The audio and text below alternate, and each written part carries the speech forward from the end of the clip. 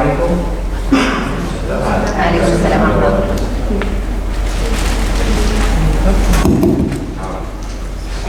Assalamu alaikum warahmatullahi ta'ala wabarakatuh. La paz sea con nosotros. Shalom, namaste. Es raro que un político hable de religión, de religiosidad, de espiritualidad. Es raro, rarísimo. Y de lo trascendental. Pero me vais a permitir en este momento, en este salón de actos, por tener, digamos, asumidas las competencias dentro de la ciudad autónoma, el ámbito religioso confesional, toda la comunidad religiosa, por lo tanto me puedo permitir dirigir algunas palabras que hablen y versen sobre la religiosidad y la conferencia de hoy que vais a escuchar y degustar. Comentar a este respecto de que la religión, independientemente de la confesión que sea, la religión acerca a las personas, al incitar al diálogo de una manera que une en lugar de dividir.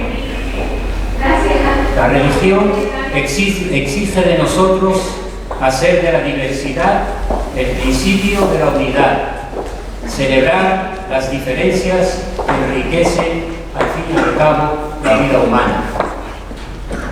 Hay que subrayar esta idea de unidad en esta diversidad tan amplia dentro de Melilla, por ejemplo, a nivel mundial, en el campo religioso, como un principio rector de las instituciones en el tratamiento de las relaciones interpersonales en un contexto global de creciente pluralismo, tanto religioso como cultural. En este sentido, la riqueza religiosa basada en su diversidad es también cada vez más un activo muy importante a tener en cuenta en un mundo sustentado en el conocimiento.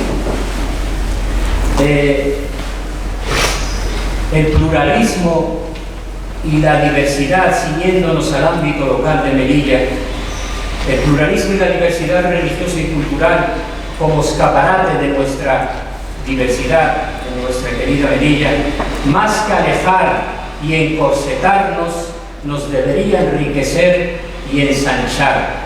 Ensanchar al ser un patrimonio común a compartir, y tendrá o debería de guiarnos, ser una guía, una especie de guía en nuestras agendas, en todas nuestras agendas, a establecer como objetivo el respeto, la tolerancia, la convivencia y el respetarse mutuamente y el entender al otro como hermano, más que como religioso. Siguiendo precisamente la senda marcada por el famoso místico Rumi. Rumi decía en una de sus lapidarias frases lo siguiente: miré en los templos, en las iglesias, en las mezquitas, pero me di cuenta que lo divino estaba dentro de mi corazón. Eso es convivir con el otro. Eso es entender al otro, eso es compartir lo tuyo con el otro. Una lapidaria frase, como dije, ¿no?, que refleja precisamente el sumum de la convivencia, lo sublime del convivir con el otro, aunque difiera contigo en la práctica y en la devoción. Y en este sentido, y teniendo en cuenta la riqueza, la diversidad religiosa e intercultural de la sociedad melillense en general, y teniendo en cuenta que el mes de abril, precisamente, este mes de abril será un mes repleto de festividades. La comunidad hindú celebrará su festividad. La comunidad musulmana tendrá un mes entero repleto de espiritualidad. La comunidad cristiana tiene sus festividades, Semana Santa y otras. La comunidad judía tiene su Pesaj. Como comentaba yo recientemente en una rueda de prensa, porque son días que hay que reflejar toda esta diversidad religiosa, ¿no? Entonces yo comentaba entre la kipá judía, la sotana cristiana y la musulmana y lo del templo hindú, yo me perdía en esta diversidad, pero esa diversidad enriquece, esa diversidad en todo caso enriquece. Por lo tanto, este mes de abril será un mes repleto, estará repleto de festividades que afectan más lo espiritual y el alma que lo corporal y lo mental.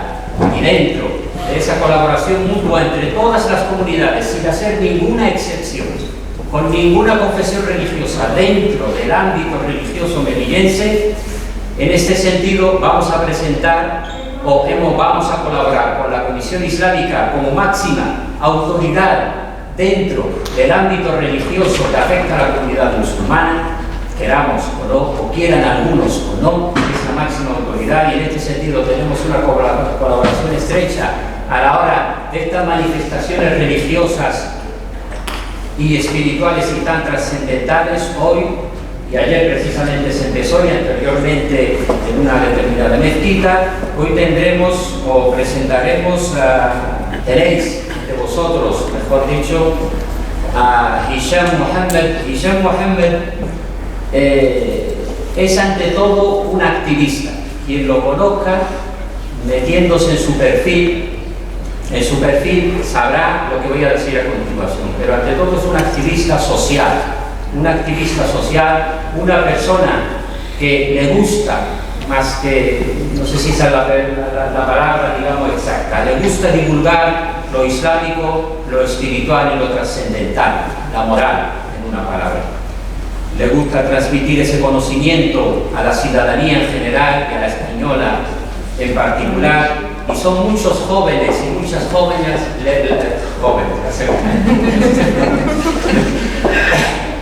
que han aprendido y seguirán aprendiendo, porque el conocimiento que emana de esta persona es raro encontrarlo en un idioma como el castellano. Por eso hay que aprovecharlo al máximo. Y es un cirujano del alma, hay algo que tú mencionaste también en tu perfil, es un cirujano del alma en ese sentido. O sea,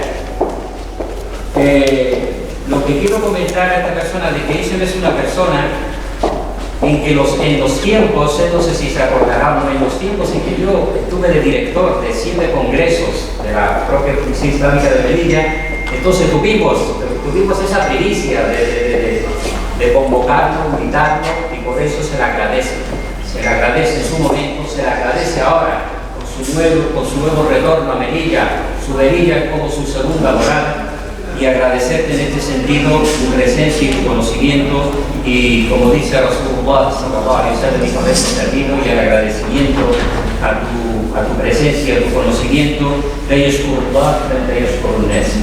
por lo tanto, hay que agradecer a esta persona por estar en Melilla y compartir con él su conocimiento. Gracias. Y paso la palabra.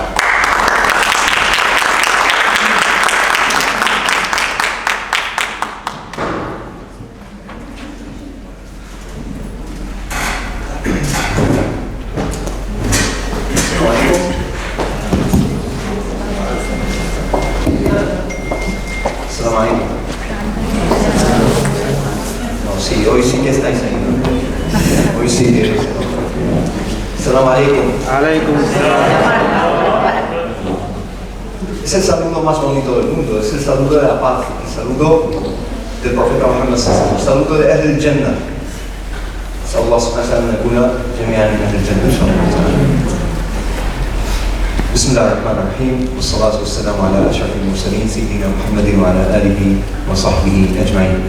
En el nombre de Allah, el misericordioso, el compasivo, y con la paz y las bendiciones de Allah, sean con su amado profeta el mensajero Muhammad, con su familia y con sus compañeros y con todos los miembros.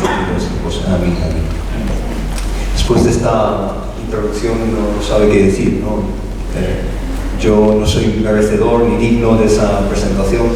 Yo estoy ante mi familia, no es una audiencia, alhamdulillah. La gente de Melilla siempre me ha tratado de la mejor forma posible, alhamdulillah, muchísima amabilidad, muchísima yo soy el que tiene que agradecer a la gente.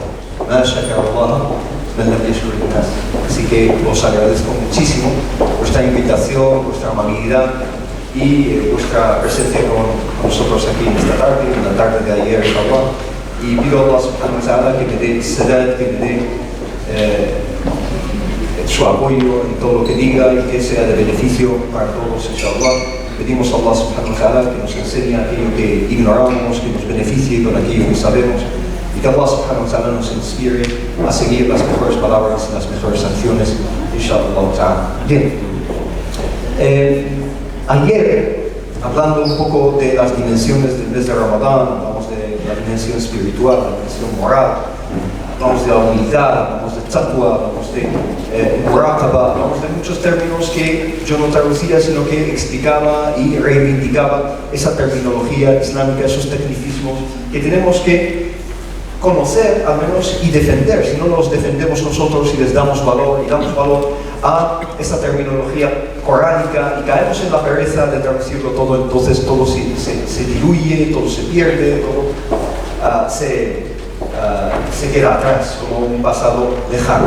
No, nosotros queremos vivir Ramadán hoy y vivir el ayuno hoy, actualmente estar presentes plenamente con este bellísimo mes y este regalo que Allah subhanahu wa ta'ala nos ha brindado y esta oportunidad que nos ha ofrecido Allah subhanahu wa ta'ala, que es el mes de Ramadán, Shahru Ramadán.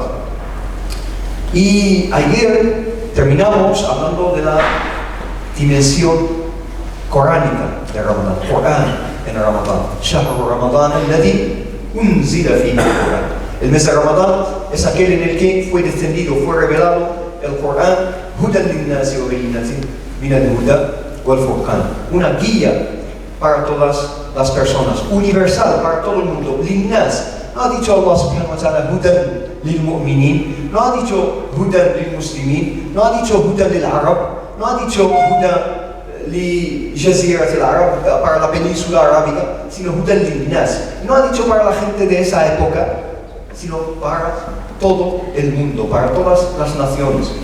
Y por lo tanto nosotros deberíamos recuperar esa dimensión universal del Corán. Muchas veces hacemos del Corán algo provincial, caemos en el provincialismo, que es hacer del Corán algo que es nuestro, que es mío, para la gente de Melilla, para la gente de no sé qué, para la gente de Marruecos, para los árabes, para tal.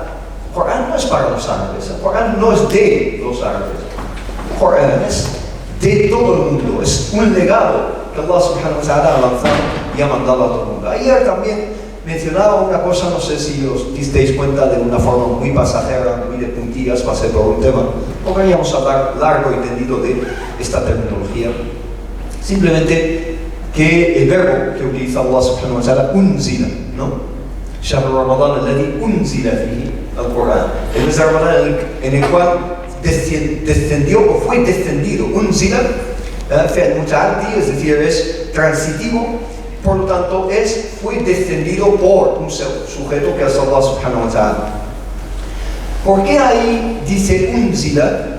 Y en Laylatul Qadr, cuando Allah subhanahu wa ta'ala habla de Laylatul Qadr, también inna anzalnahu fi Laylatul Qadr, el mismo verbo, anzala.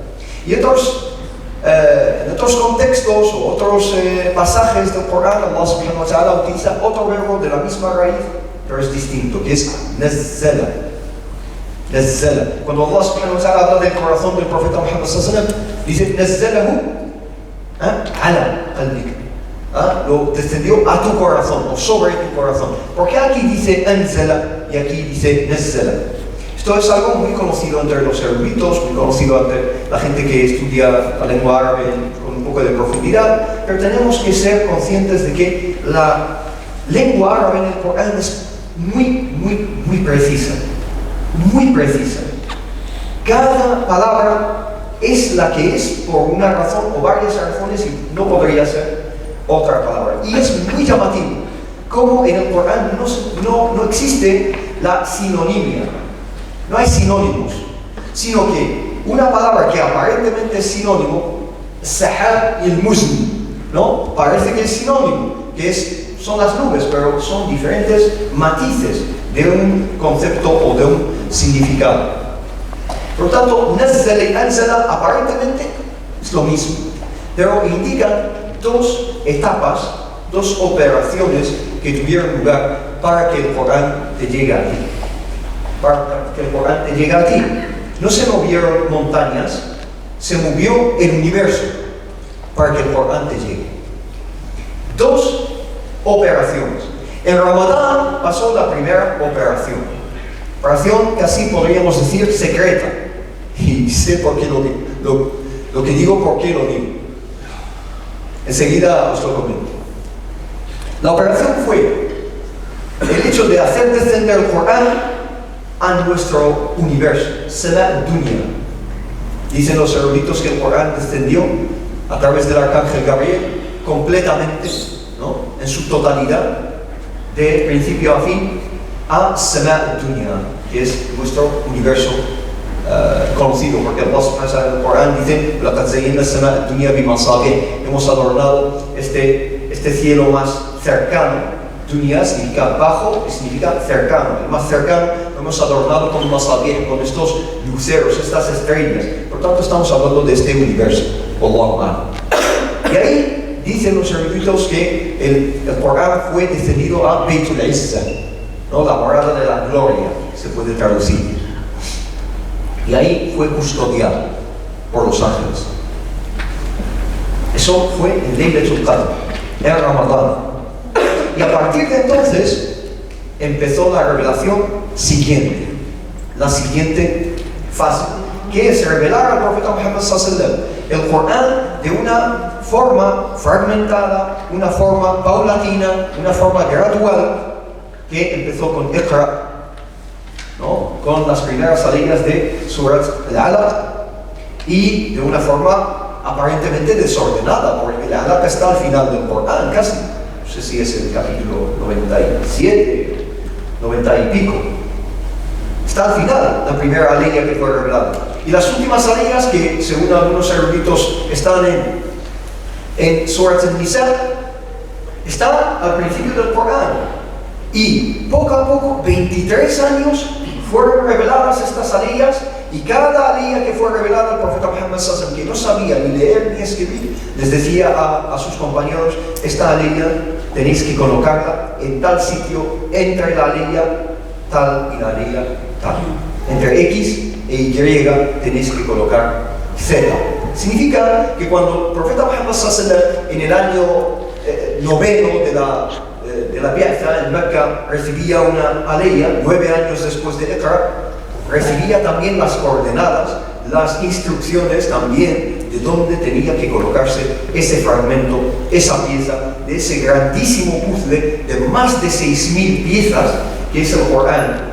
Y poco a poco se van llenando esos huecos hasta que se completa la gran imagen, que es el Corán que tenemos hoy en día. Imaginaos 23 años para la compleción de ese puzzle, y eso humanamente es imposible. Si yo te doy en 23 años diferentes piezas de un puzzle y te digo: acuérdate de la pieza que colocaste hace 19 años, esta va junto a esa pieza y tal. Imaginaos 6.000 piezas, 6.200 y pico piezas, y tienes que colocarlas en su sitio. ¿Qué significa eso? Que el Corán en su forma ya estaba en Beitul Izza cuando ocurrió Anzala, el primer descenso del Corán. Ya estaba completo. Y en esa forma se fue completando, se fue formando, se fue fraguando con la revelación del profeta Muhammad sallallahu alaihi wasallam. Eso sí, se fragmentó para adecuarse cada revelación a cada contexto de la vida del profeta Muhammad sallallahu alaihi wasallam, cada situación, cada condición, cada obstáculo en la vida del profeta Muhammad sallallahu alaihi wasallam. Llegaba la revelación con una respuesta que ya había sido revelada. Cuando pasa, Allah subhanahu wa ta'ala ya lo había revelado, o ya lo había descendido a Beitul Izza muchísimo antes. ¿Por qué? Porque Allah subhanahu wa ta'ala, para él, el pasado, el presente, el futuro es igual. No hay ley. Allahu al-ghuyub. El ghuyub no solo espacialmente, físicamente, el ghaib, lo no visto, lo oculto, Allah subhanahu wa ta'ala lo conoce, pero también temporalmente. Sabe perfectamente lo que va a pasar y esa pieza ya está preparada para llegar a ese momento en la vida del profeta Muhammad sallallahu alaihi wasallam y dar respuesta al profeta Muhammad sallallahu alaihi wasallam y a su entorno. Y además, podemos indagar muchísimo en este sentido, además, esas piezas fueron fragmentadas para que veamos nosotros hoy en día cómo el profeta Muhammad sallallahu alaihi wasallam aplicó cada pieza prácticamente. Porque el Corán no es solo un libro que desciende y tenemos que leerlo, sino que hay que combinarlo con el ejemplo práctico del Corán, que es el profeta Muhammad sallallahu alaihi wasallam, su sunna, su legado, su camino, y entonces esa combinación tenía que tener lugar. Y es inseparable hasta el fin de los tiempos. No se puede separar el Corán de la sunna, porque el Corán, la sunna no es que complete el Corán. Muchos pueden pensar, la sunna completa el Corán. No, el Corán es completo en sí mismo. La sunna es la aplicación del Corán. La sunna es la visualización de cómo tenemos que entender el Corán. La sunna es el comentario del profeta Muhammad sallallahu alaihi wasallam en muchas ocasiones al Corán, etc. Entonces, este título que he elegido tiene doble sentido o triple sentido. ¿Por qué? Porque el Corán está conectado con algo cósmico, universal. Estamos hablando de cómo Allah subhanahu wa ta'ala cambia esta creación para que se reciba el Corán. Y hablaba de que es una operación secreta. ¿Por qué? Porque el jinn, y esto lo tenemos en Surat al-Jinn, ¿no? La Surat al-Jinn en el Corán, el jinn intentaban acceder a la información que se intercambiaba entre los ángeles, pero llegó un momento que no tenían acceso a ello y dicen inna lamasna as-samaa, y hemos intentado acceder al cielo, pero hemos encontrado annaha muliat harasan shadidan wa shuhuba, hemos encontrado que estaba lleno de una presencia, una guardia, una protección intensificada, shadida. ¿Qué está pasando? No sabemos lo que está pasando. Algo está cambiando a nivel universal, dicen. Y no entendían absolutamente nada hasta que una noche, a las afueras de Mecca, muy pocos kilómetros de donde está el Haram actualmente, ahí en un valle escuchan al profeta Muhammad sallallahu alaihi wasallam recitar el Corán. Escuchan al profeta Muhammad sallallahu alaihi wasallam recitando el Corán y comprenden lo que había pasado. Dicen, esto es la respuesta, esto es lo que estaba pasando, esto es la razón por lo que había cambiado totalmente lo cósmico, el universo.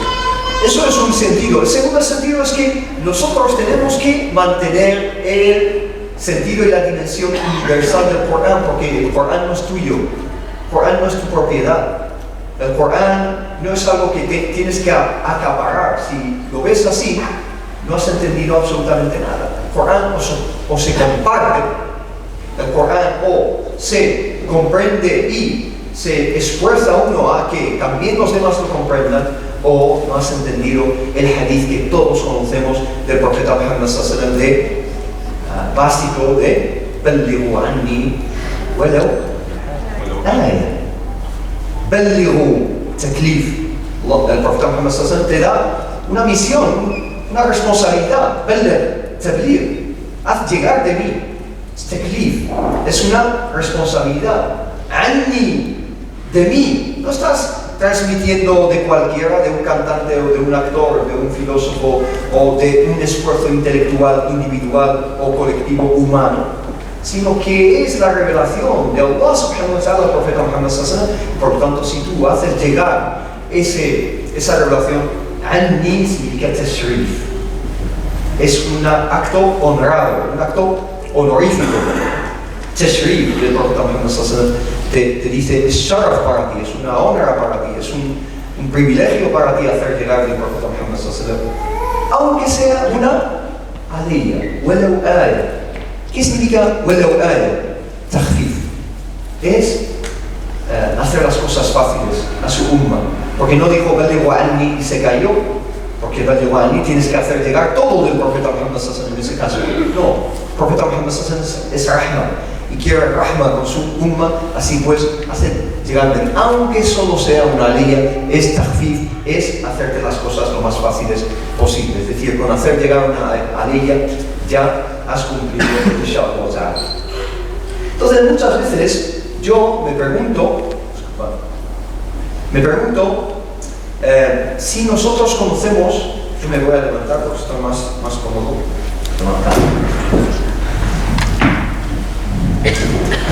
si nosotros conocemos el valor del Corán, me viene a la mente un hadith muy conocido de Umar ibn Khattab, que hablaba con unos jóvenes de Mecca y les dijo: vosotros no valoráis el Corán. Y está hablando con quienes, con Tabi'in, con sus hijos y con los jóvenes de Mecca y de Medina, y son la segunda generación. ¿Qué decir nosotros en comparación con aquellos? Cuando hablamos de Salaf Saleh, etcétera, etcétera, principalmente estamos hablando de ellos. Les dice: es que vosotros no comprendéis lo que significa el Corán. ¿Por qué? Porque os ha llegado fácil, listo, ya estaba completo, ya lo habéis recibido sin comprender lo que significó la recepción de la revelación. Y él hablaba de que él había sido no musulmán. Y esto es algo en lo que no nos paramos a pensar. Todos los compañeros del profeta Muhammad sallallahu alaihi wasallam sabían, entre comillas, convertido al Islam, ¿sí o no? Entraron al Islam y la mayoría de ellos eran idolatras, eran paganos, etc. Entonces, si acceden al Islam desde otras tradiciones religiosas, etc., quiere decir que han saboreado la dificultad de lo que habían vivido antes, y el Corán para ellos fue algo revolucionario, que les cambió totalmente su forma de ver las cosas.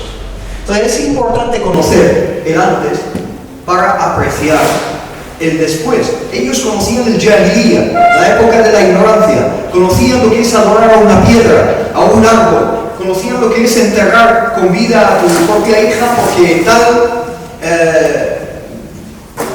intérprete, oráculo, tal, ha visto en una visión que tenías que hacer tal cosa y tú lo hacías ciegamente. Eso lo han vivido. Y viene la rahma y la luz de Allah subhanahu wa ta'ala, que es el Corán, y les saca min al-dhulumati ila an-nur. Conocen lo que es vivir en tinieblas, en la oscuridad absoluta, y lo que es la luz. Una persona que ha vivido todo el día viendo la luz del sol, etc., entonces no va a apreciar lo que es la luz. Pero cuando estás mucho tiempo en la oscuridad y de repente sales al sol, ¿qué pasa? Te deslumbraste, ¿no? Tardas en adaptarte a esa luz, porque es un cambio drástico desde la oscuridad a la luz. Ellos sabían lo que es el antes y para apreciar el después. Ellos conocían el Jahiliya, la época de la ignorancia, conocían lo que es adorar a una piedra, a un árbol, conocían lo que es enterrar con vida a tu propia hija porque tal intérprete, oráculo, tal, ha visto en una visión que tenías que hacer tal cosa y tú lo hacías ciegamente. Eso lo han vivido. Y viene la rahma y la luz de Allah subhanahu wa ta'ala, que es el Corán, y les saca min al-dhulumati ila an-nur. Conocen lo que es vivir en tinieblas, en la oscuridad absoluta, y lo que es la luz. Una persona que ha vivido todo el día viendo la luz del sol, etc., entonces no va a apreciar lo que es la luz. Pero cuando estás mucho tiempo en la oscuridad y de repente sales al sol, ¿qué pasa? Te deslumbraste, ¿no? Tardas en adaptarte a esa luz, porque es un cambio drástico desde la oscuridad a la luz. Ellos sabían lo que es el antes y entonces apreciaron mejor lo que es el después. Nosotros, voy a dar un ejemplo de Ramadán, del antes y el después. para romper un poco el hielo, que os veo muy serios, no sé por qué. Es el ayuno. Hay que sonreír cuando ayunamos, no pasa nada. Nosotros conocemos muy bien el antes y el después, el Ramadán, ¿no? Las personas que beben o que toman café, por la mañana están así, y por la tarde ya son gatitos guapos. Tenía que hacer un chiste de gatos, ¿sí? Entonces, el antes y el después del Ramadán, ¿no? Te encuentras con una persona y dices, Daniel, ¿qué te pasa? No, es que me duele la cabeza, es que es el café, es que no sé qué y tal. Ahí se ve la dimensión de Ramadán. Y Ramadán está para enseñarte a no depender de nada y de nadie y enseñarte a que tú solo dependes realmente de Allah subhanahu wa ta'ala. No dependas del café, ni siquiera. Si dependes del café, Ramadán te quiere romper esa dependencia, cualquier dependencia, de cualquier persona y de cualquier cosa. Por supuesto que dependemos de gente, vivimos en sociedad y dependemos de gente en muchos sentidos, por supuesto, eso es la realidad, pero más allá de esa dependencia a nivel, digamos, diario, que tú ves que es aparente, existe la verdadera dependencia. Todos dependemos al fin y al cabo de Allah subhanahu wa ta'ala. Si dependes de una persona, del café, y crees que tu rizq depende de una persona, tu bienestar depende de una persona o de una cosa, o tienes una adicción a cualquier cosa, hay gente que tiene adicción al café, hay gente que tiene adicción al tabaco, hay gente que tiene adicción a las compras, hay gente que tiene adicción a las drogas, hay gente que tiene adicción a gente, no puede estar sola, se deprime. Nosotros, en el mes de Ramadán, tenemos que centrarnos y aprender a depender de Allah subhanahu wa ta'ala, porque es el único digno de que dependas de Él y no tienes la malja'a wa la manja min Allah illa Allah, no tienes escapatoria, es una dependencia que da igual si la reconoces o la niegas, está ahí. El agua que bebes, dependes de todo. Dependes en todo de Allah subhanahu wa ta'ala. Entonces este es el chiste que quiero decir. Bien, el antes. Está la península arábiga antes del Islam. Esto es la época preislámica. Entonces tenemos, disculpad que apunte así, esta es la península arábiga, está rodeada por estas líneas, y esas son importantes rutas comerciales. Es decir, tenemos la ruta que conecta Sham con el Yemen, que es la ruta que se menciona en Surat Quraysh, لإيلاف قريش إيلافهم رحلة الشتاء والصيف. Entonces ellos en invierno se iban hacia el norte, en verano se iban hacia el norte, porque ahí hacía menos calor, y en invierno se iban hacia el sur, hacia Yemen, y traían mercancías de Yemen y se las llevaban a los del norte, y traían mercancías del norte y se las llevaban hacia el sur. Ellos no producían, ellos son porteadores de mercancías, ellos no producen lo que son las mercancías. Ellos conectan este hub, ¿no?, comercial, este centro comercial que es el norte, Sham, lo que hoy en día es Palestina, Líbano, Siria, por supuesto, ¿no?, parte de Jordania, con esta parte del sur que es Yemen. Yemen hoy en día lamentablemente ha sido un país vapuleado y destrozado, pero Yemen históricamente es el ancla de la península arábiga. La península arábiga, la concentración de población está aquí, la concentración demográfica está en el sur, las ciudades están en el sur, está plagado de ciudades, mientras que el resto tiene muy pocas ciudades, tiene Mecca, Medina, Yamama, por Najd y poco más. Ciudades, poco más. Tienes beduinos, nómadas que están en el desierto, pero donde está la población es en el sur, y donde está la cultura y la civilización, etc., es en el sur. Los 5 reinos de Yemen, tienes ahí Naín, tienes Adn, tienes Sana'a, tienes Hadramaut, tienes, ¿no?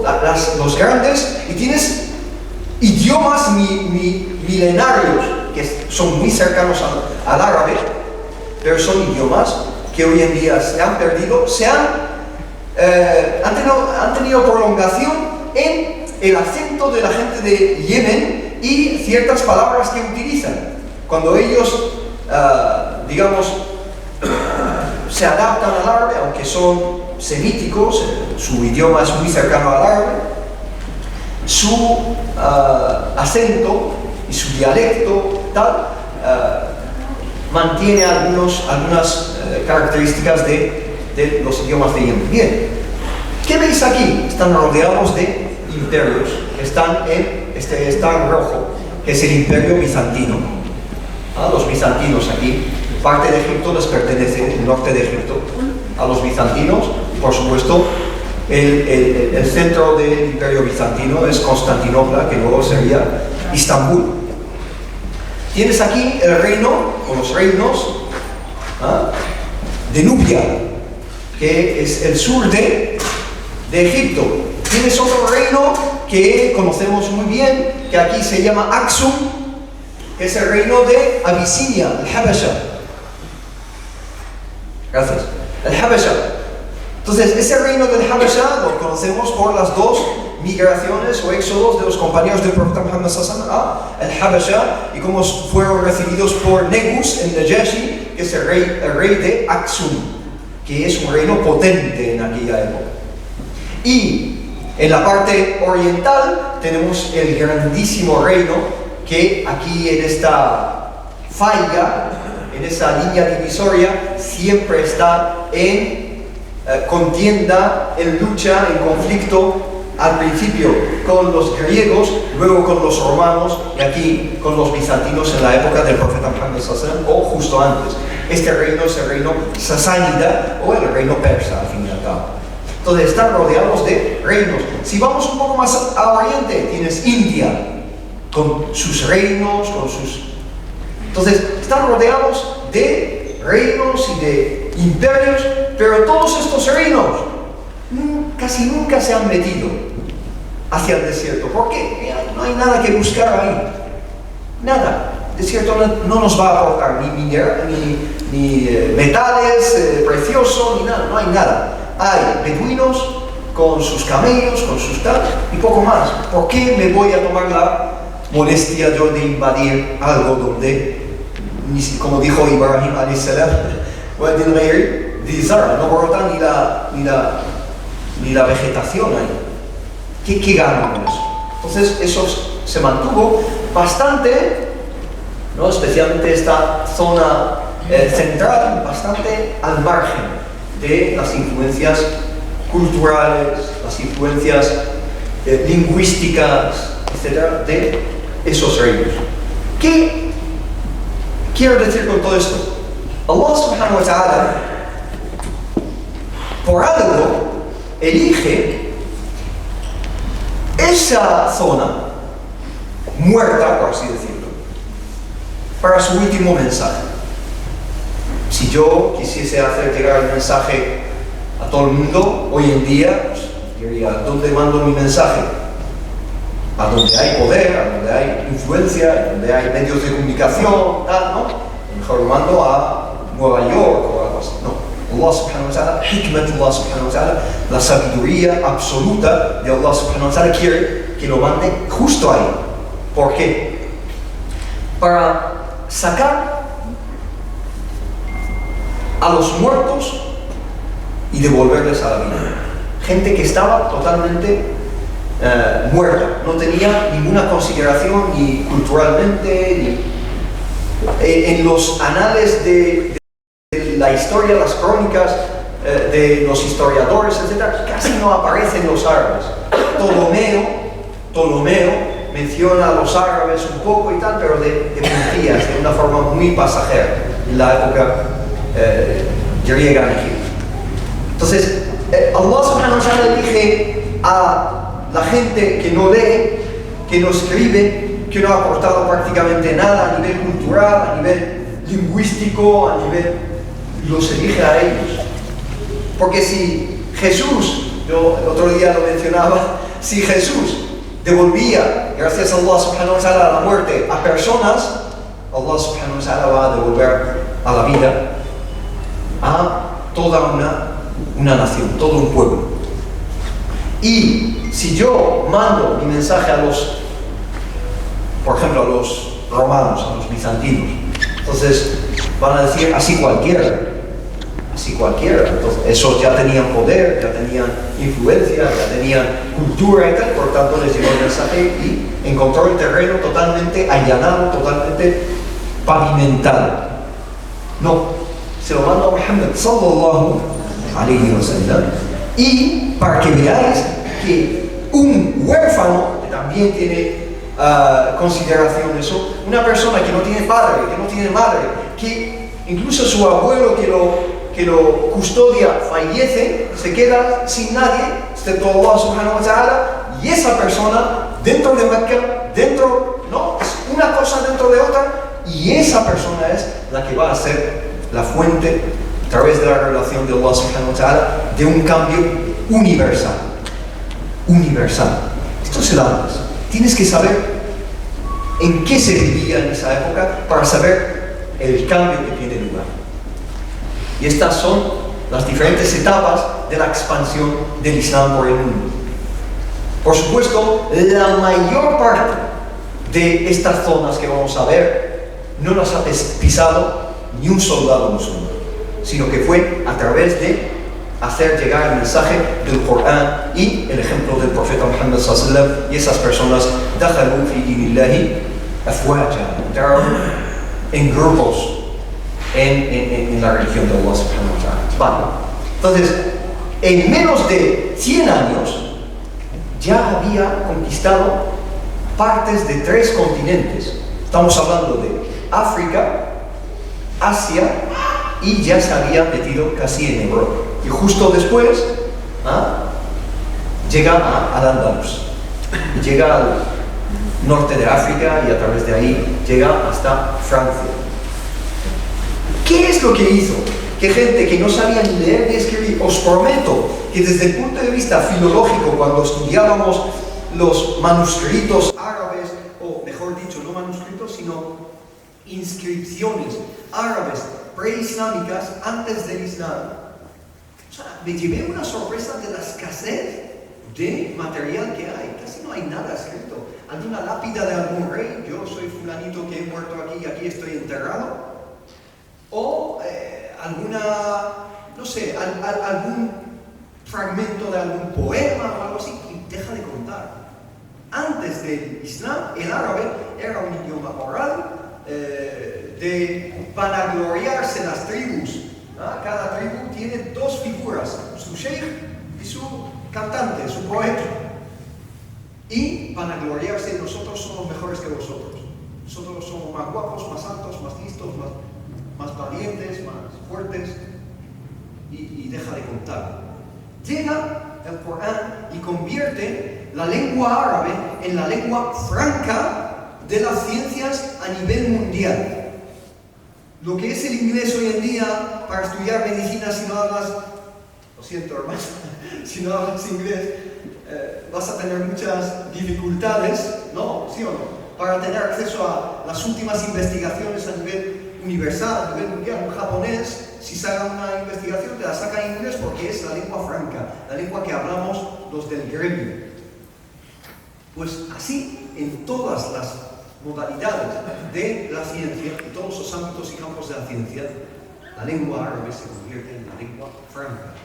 Si no hablas árabe, entonces estás perdiendo lo último, lo puntero en la ciencia en aquella época. Y por supuesto, después llega el Islam al sureste asiático, lo que es Borneo, hoy en día Indonesia, Malasia, Singapur, etc.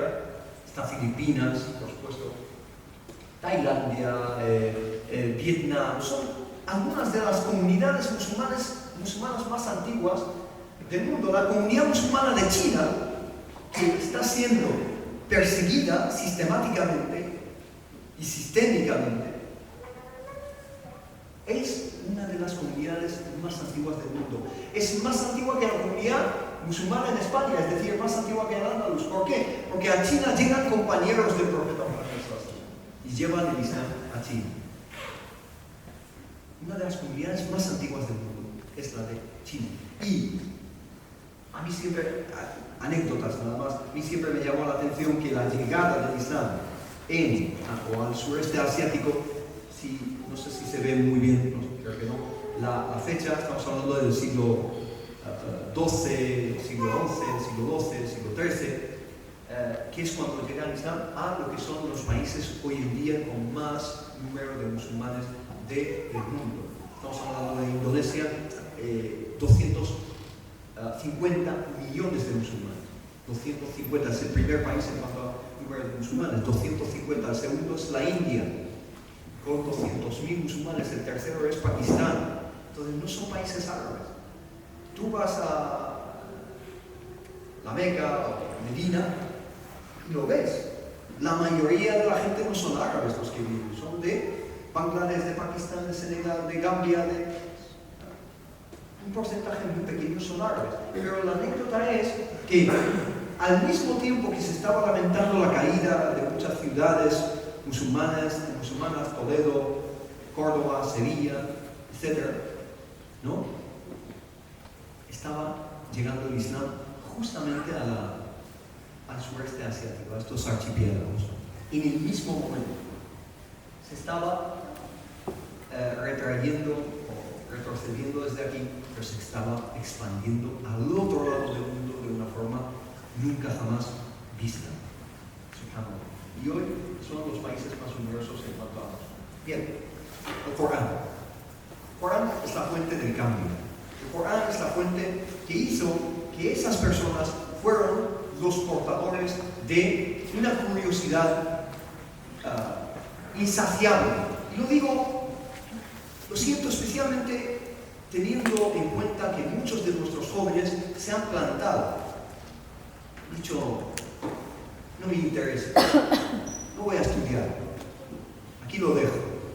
Entonces, nos llenamos mucho la boca de sunna, del bid'ah, de no sé qué, de tal, que son cuestiones, a veces entramos en debates acerca de sunna y de bid'ah en foro. Es decir, cuestiones que son muy periféricas del Islam, ramificaciones en las cuales hay mucha divergencia. Pero hay cuestiones troncales. Y esto que estamos hablando no es algo, digamos, que podemos echar a un lado. Es el tronco, esto es el meollo de la cuestión. El meollo de la cuestión es que el Corán es iqra, es busca conocimiento, es si tú crees que ya sabes algo, entonces no sabes absolutamente nada. Tienes que seguir alimentando esa curiosidad y ese afán por aprender, por ascender. Asciendes según lo que sabes.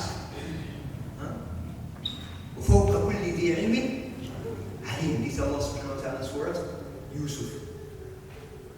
Por encima de cualquiera que tiene conocimiento, hay alguien que tiene conocimiento.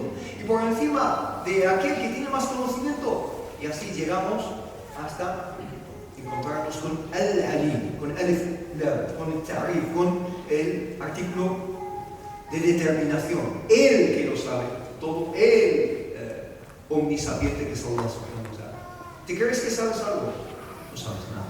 Siempre hay alguien que sabe más que tú. Búscale y aprende de él. Y lo tenemos, antes hablábamos, los hermanos lo tenemos en Surat al-Kahf, que la leemos todos los viernes. Musa cree que es un profeta, que sabe, etc. Pero se encuentra con alguien desconocido que no sabe ni siquiera a ciencia cierta su nombre hasta hoy en día, ¿no? Ahí se habla del Khadr, pero dice, ¿este quién es? Y al principio lo debate y dice, ¿pero qué haces? No sé qué, tal.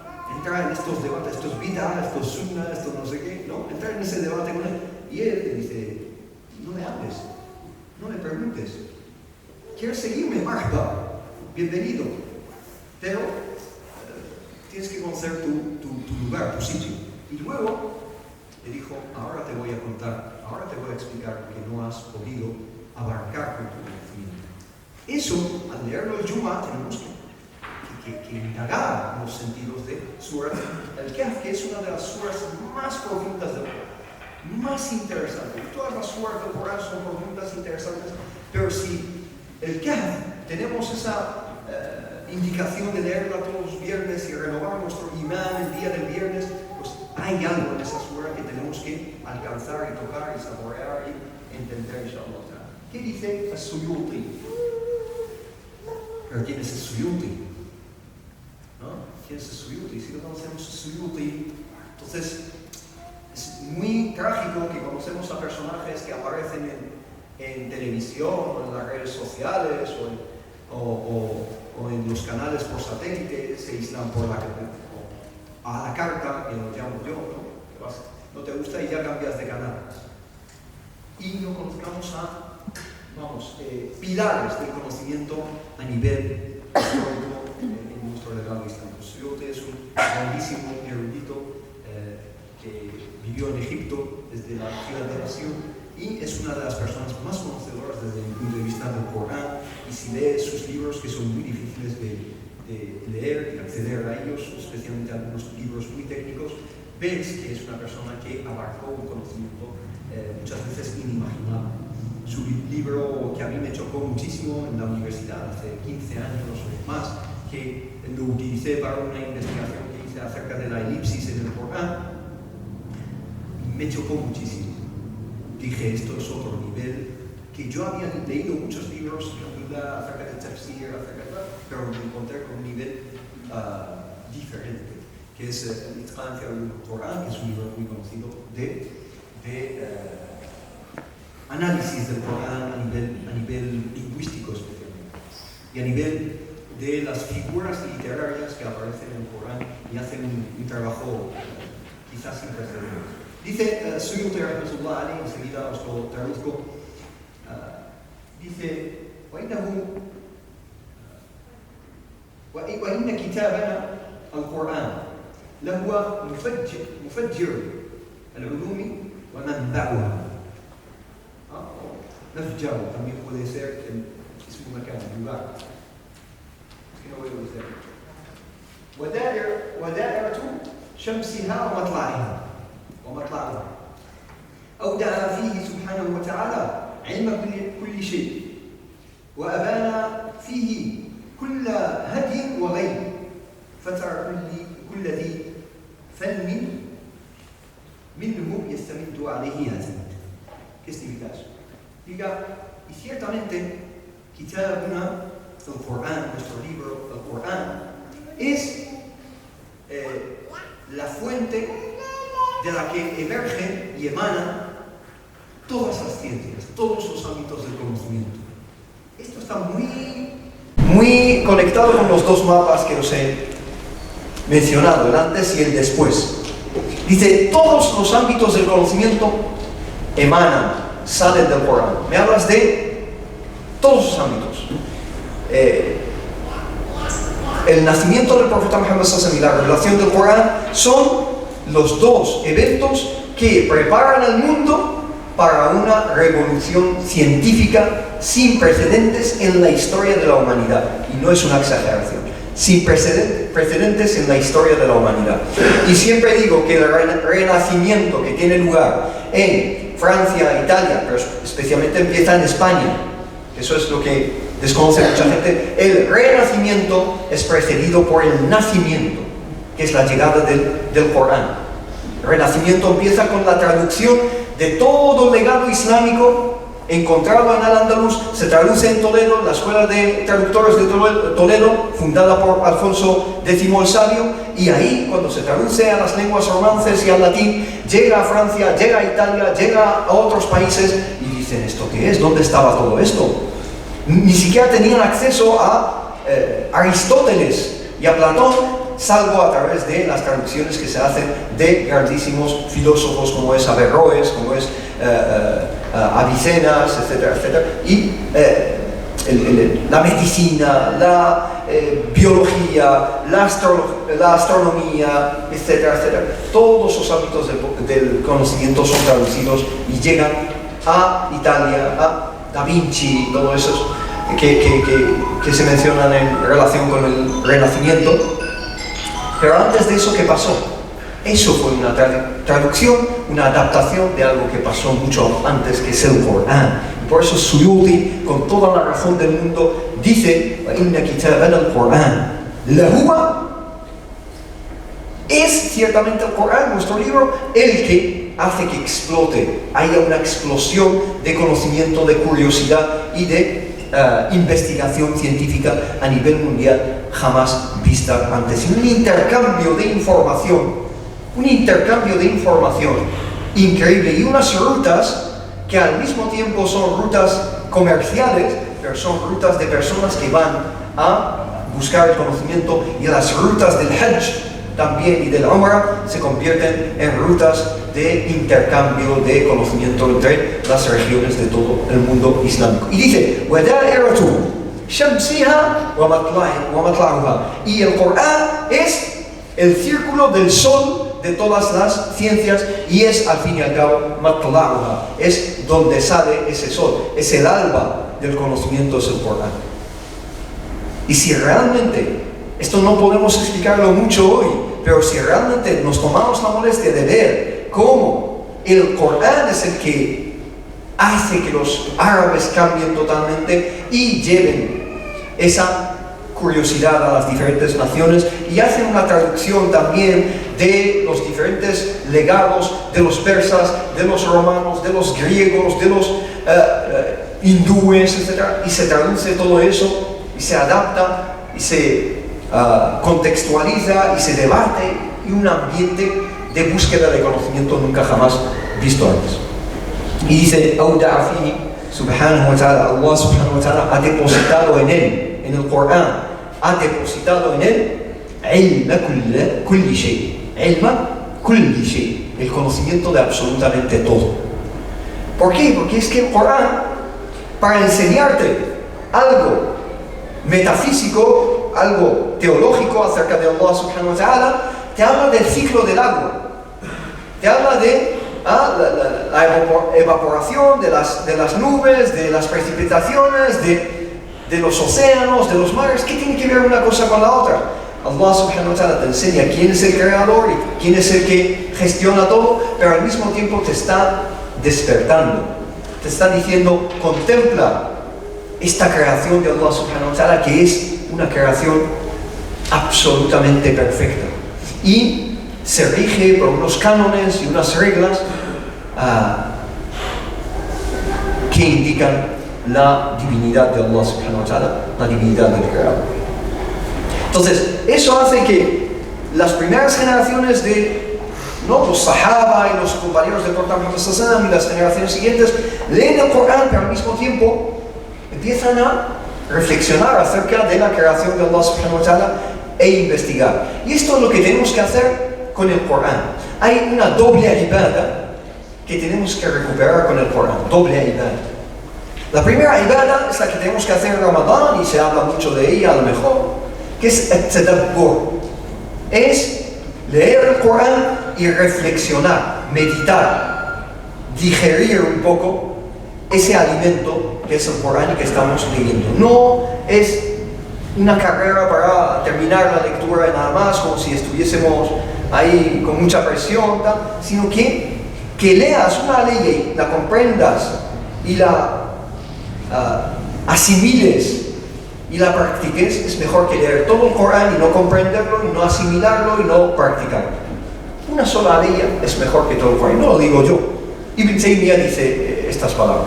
Una sola ley, bien entendida, bien asimilada, con una reflexión, con una presencia, con una mente presente, con un corazón entregado y con una intención de practicarla y con un ímpetu para llevarla a cabo, inshallah, es mejor que todo el Corán leído, pero simplemente aire que sale de nuestras bocas. Eso es el tadabbur.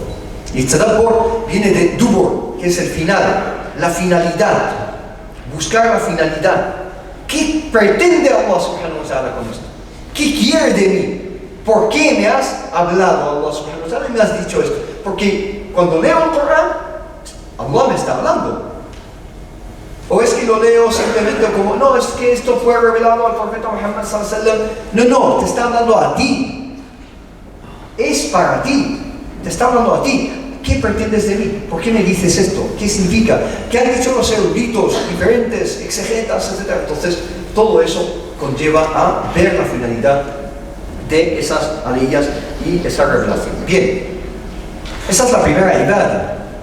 Pero el tadabbur se complementa con una segunda ibada que también está mencionada en el Corán, que es el tafakkur, que es contemplar la creación de Allah subhanahu wa ta'ala. Y dice Allah subhanahu wa ta'ala, inna fi khalqis samawati wal ardi wa ikhtilafi al-layli wan nahar.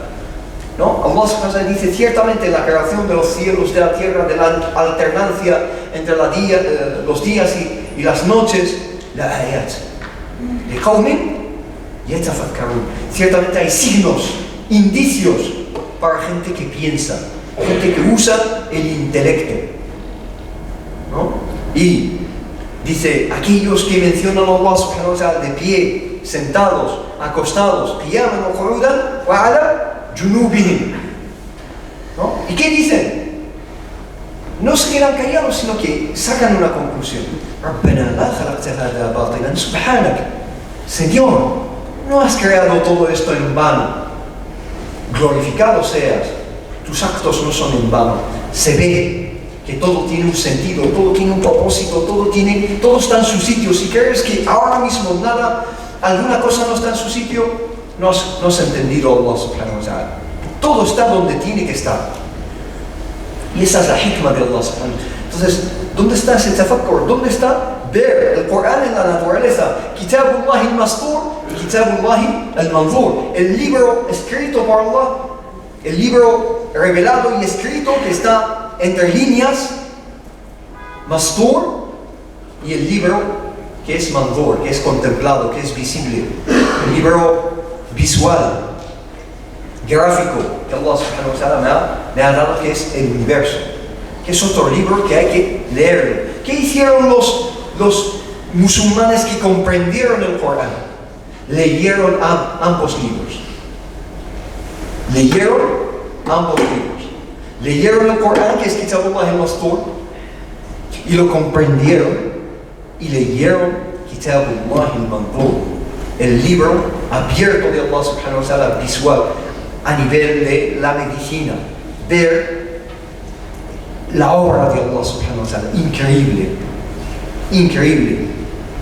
Todos los aspectos del funcionamiento del cuerpo humano, subhanallah, una ingeniería sin igual. Cualquier ingeniería se basa en emular la naturaleza al fin y al cabo. Es una imitación, una vasta imitación de la naturaleza. Entonces ellos han leído eso, la medicina, en el ilm al-ijtima', en la sociología,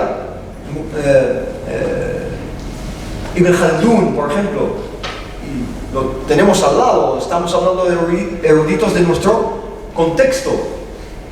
La sociología, ver los movimientos, los vaivenes políticos, sociales, culturales, civilizacionales de los pueblos de la tierra. ¿Hay alguna regla, algún canon que gobierna todo esto? Y empieza a sacar conclusiones, cánones que si cumple, si pasa A y B, el resultado es C y D.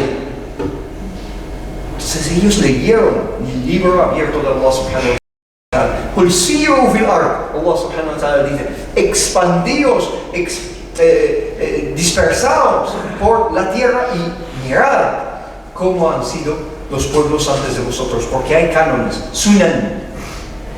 Sunan, nosotros solo conocemos la sunna en su terminología fiqhiyya, su terminología jurídica, su terminología religiosa. Sunan en el Corán, la palabra sunna en el Corán nunca hace referencia a lo que nosotros conocemos como sunna. Que sí, tenemos que conocer la sunna del profeta Muhammad sallallahu alaihi wasallam. Pero el Corán, cuando Allah subhanahu wa ta'ala habla وَلَنْ تَجِدَ لِسُنَنِ اللَّهِ تبديلا, no vas a encontrar cambios en Los cánones de Allah subhanahu wa ta'ala se refieren a cómo funciona el universo. Todo está gobernado por estas reglas. Entonces, esto es lo que dice él ahí. Dice, Allah ha depositado en él, en el Corán, el conocimiento de todo. No en detalle, no todo expandido, detallado, etc., sino indicaciones a por dónde empezar, dónde está el camino. Y una llamada a indagar en esos ámbitos del conocimiento, del saber y de la ciencia. Y ha clarificado en él toda guía y toda perdición. ¿Dónde está la guía y dónde está la perdición? Como dice Allah subhanahu wa ta'ala en Surah Al-Baqarah. قد تبين رشد من الغي. Este es el libro, este es el discernimiento y esta es la línea divisoria, y a la derecha tienes el camino y a la izquierda todo lo que te aleja del camino. Entonces, de este hadith vamos a hablar enseguida, inshallah. فترى كل ذي فن منه يستمد وعليه يعتمد. Y entonces ves que cada persona que se ha dedicado a una modalidad, fan significa un tipo, una clase, una categoría, una modalidad de conocimiento, todas las que hemos mencionado, la lingüística, la gramática, la filología, la biología, la medicina, la astronomía, la botánica, la zoología, todo eso. يستمد من القرآن ويعتمد على القرآن. Toma, bebe, se nutre del Corán. Esas personas que se dedican a cualquier tipo de conocimiento se nutrieron del Corán y así desplegaron las ciencias y se apoyaron en él. Entonces nosotros tenemos que volver a esta regla. Esto es lo que hizo que los musulmanes a nivel mundial fuesen pioneros en todos esos ámbitos, porque tenían esa mentalidad, tenían esa curiosidad, ese ímpetu por descubrir lo que Allah subhanahu wa ta'ala pretende de ellos, no solo en lo religioso, sino en lo mundanal también, construir una civilización basada en la justicia, basada en la equidad, basada en la hermandad, etcétera, etcétera. Todo eso viene del Corán. ¿Y por qué ellos lo consiguieron? Porque entendieron lo que tenían entre manos. ¿Por qué nosotros no lo conseguimos? Porque, como dijo Umar ibn al-Khattab radiyallahu anhu, no entendéis lo que tenéis entre manos, porque no habéis vivido lo que significa no tenerlo. No tenerlo. Muchas veces ves a una persona que entra al Islam y a lo mejor aprecia el Corán, etcétera, muchísimo más que una persona que a lo mejor lleva 60 años como musulmán y ha nacido como musulmán y su padre se llama Bushta y su madre se llama Haddad, ¿no? Y él acomodado y ya está. Pero una persona que lleva 2 días como musulmana y se aferra al Corán de una forma increíble. ¿Por qué? Porque ese ya sabe lo que es vivir el hurqa, lo que es quemarse por no conocer a Allah subhanahu wa ta'ala y vivir lejos de Allah subhanahu wa ta'ala y no saber quién es el profeta Muhammad sallallahu alaihi wasallam, y a lo mejor era enemigo del profeta Muhammad sallallahu alaihi wasallam y le caía mal, y de repente descubre lo que es la verdad. Entonces dice, ¿dónde estaba todo esto? Y vamos, es como cuando llegas al agua de Zemzem, la sunna es ¿no? Bebe bien. Entonces bebes todo lo que puedas. Eso es lo que tenemos que hacer. Tratar el Corán en Ramadán con esa mentalidad. No es que tengo que cumplir mi wird. Vale, muy bien, cumple tu wird. Pero tu wird, ¿qué significa cumplir tu wird? Que vamos a hablar al final de un poco de todo esto. ¿Qué significa cumplir tu wird? ¿Significa cubrir un número de aliyas al día y ya está? Pero eso es lo que se hace. Yo lo he vivido muchas veces en el hizb del Fajr y el Maghrib, que es una buena costumbre, el leer el Corán en las mezquitas, y que las mezquitas sin Corán están muertas. Es bueno que se escuche el Corán en las mezquitas y los niños y los mayores ahí presentes leyendo el Corán. ¿Qué tiene de malo? Y viene un ignorante y te dice, no, bid'ah. Cállate, que así te haces un favor a ti mismo y a todos, ibadullah, a toda la gente de tu alrededor. Vas a saber tú de bid'ah. Y hemos matado a las mezquitas. Y entras a una mezquita y encuentras que no hay nadie. Mientras que esa escena después del Maghrib, del imán y la gente y los niños, yo me he nutrido de ese círculo de niños, ahí con mi imán, ahí en la Medina, todos los días, hasta completar un mes, otro mes, otro mes, otro mes, otro mes, y estás ahí dando esos círculos al Corán y te nutres. Cada vez descubres algo nuevo en esa lectura del Corán. Corán, cada vez que lo leas vas a sacar algo nuevo. Nunca vas a salir Hawi al-Wifa. Nunca vas a salir con los bolsillos vacíos. Entonces, esto es lo que dice As-Suyuti de esa fuente inacabable. Él dijo que fihi tibyanu o abana Allah fihi kulla hadin wa kulla ghayb. Allah subhanahu wa ta'ala ha clarificado en él toda orientación, toda guía y toda desorientación y toda pérdida. El huda. Entonces nosotros en nuestras oraciones diarias tenemos una petición crucial de huda, de guía, de ser guiados por Allah subhanahu wa ta'ala. ¿Qué decimos? Ihdinas siratal mustaqim. Ese es el corazón del Fatiha. El corazón del Fatiha. Si el Fatiha fuese un cuerpo, y lo es, y es sura, en el Corán se llama sura porque es una construcción. Viene del sur, viene de pared. La pared tiene diferentes elementos que se apoyan los unos a los otros, que son los ladrillos. Entonces, sura está compuesta de ayat que la una complementa a la otra y apoya a la otra. Entonces, todo el preámbulo del Fatiha, Alhamdulillahi Rabbil Alamin, Ar-Rahman Ar-Rahim, Malik Yawmiddin, Iyyaka na'budu wa iyyaka nasta'in, todo eso es un preámbulo. Estás haciendo el adab del dua.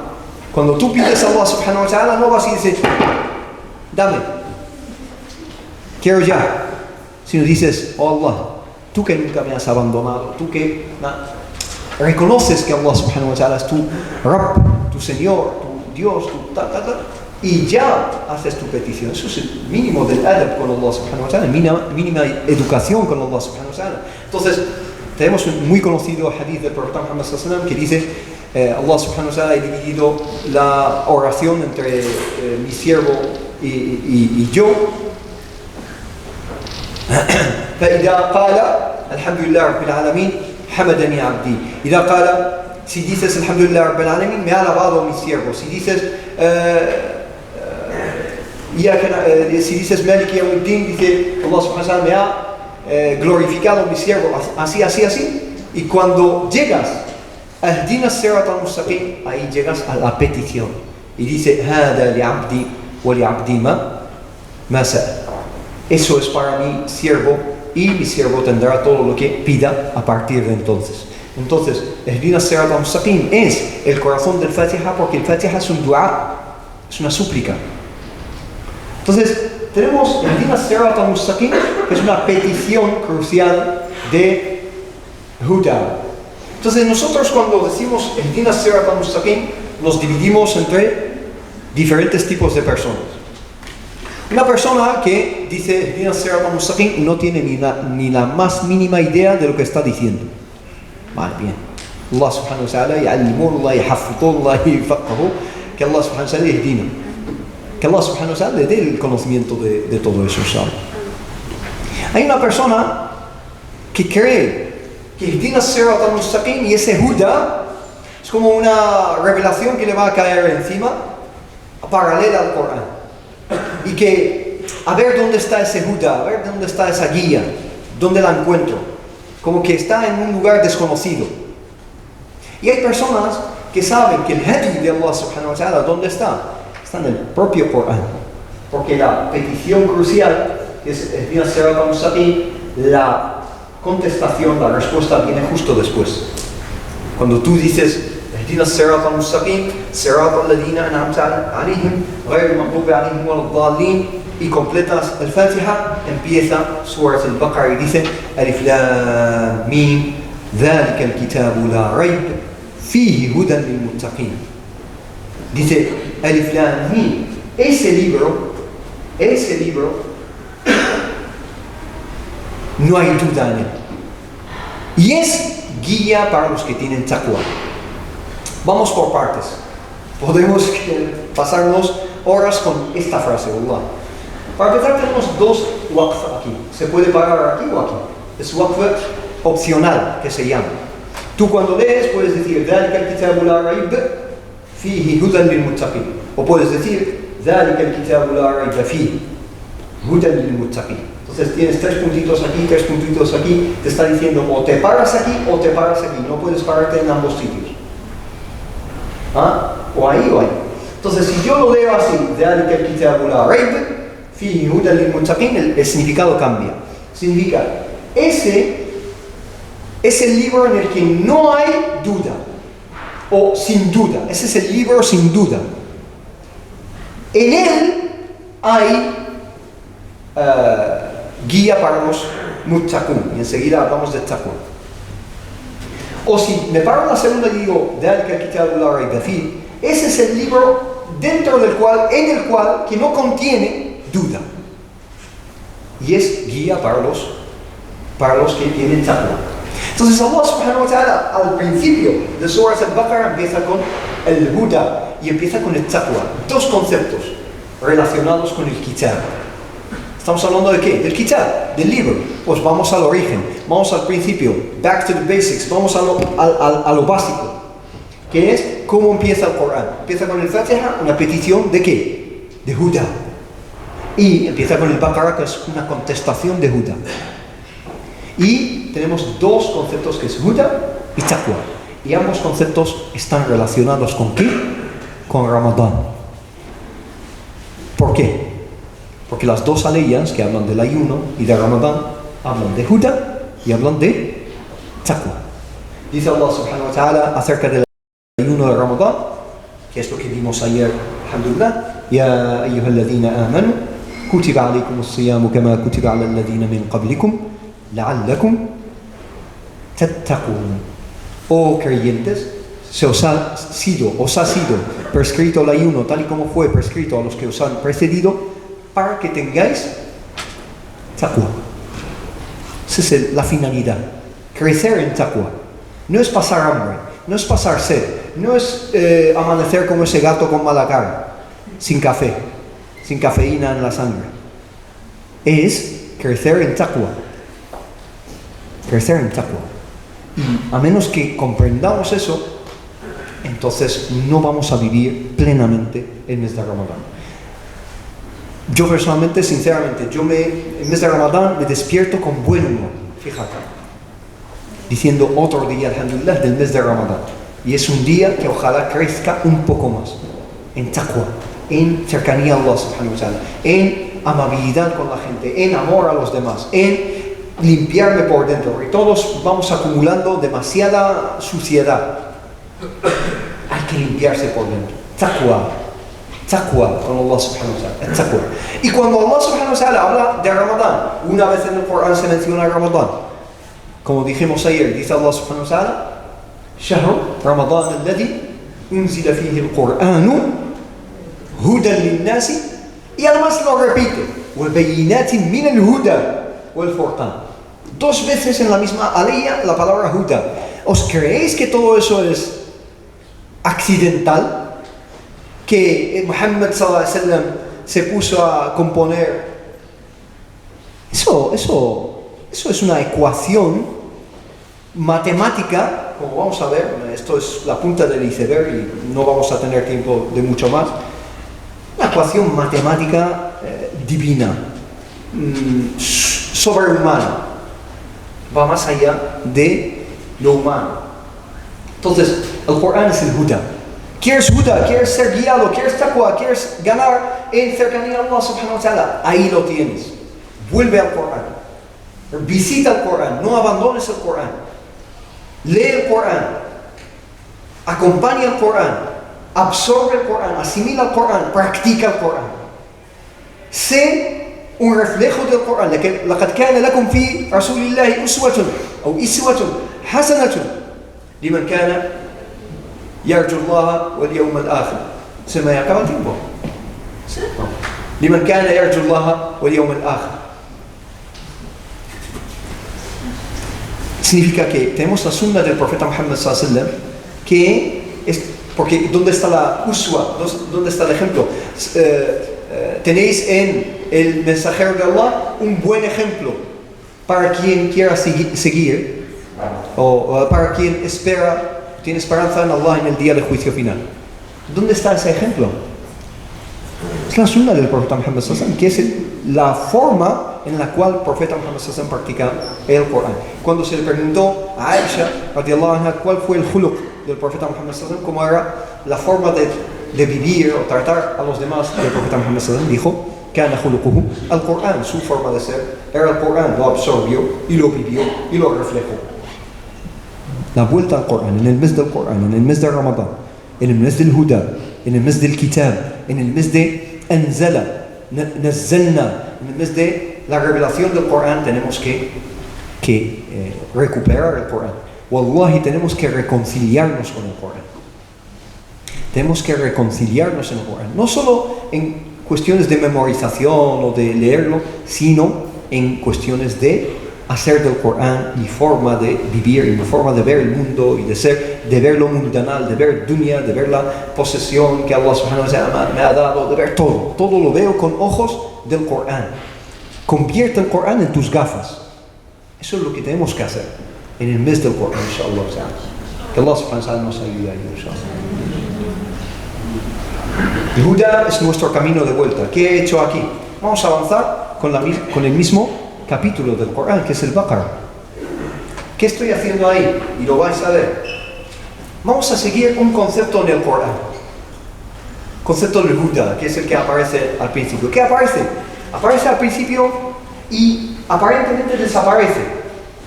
Y luego aparece, y luego desaparece. Y luego aparece, y luego desaparece. Aparentemente tú crees que ha desaparecido, pero está latente. Está ahí.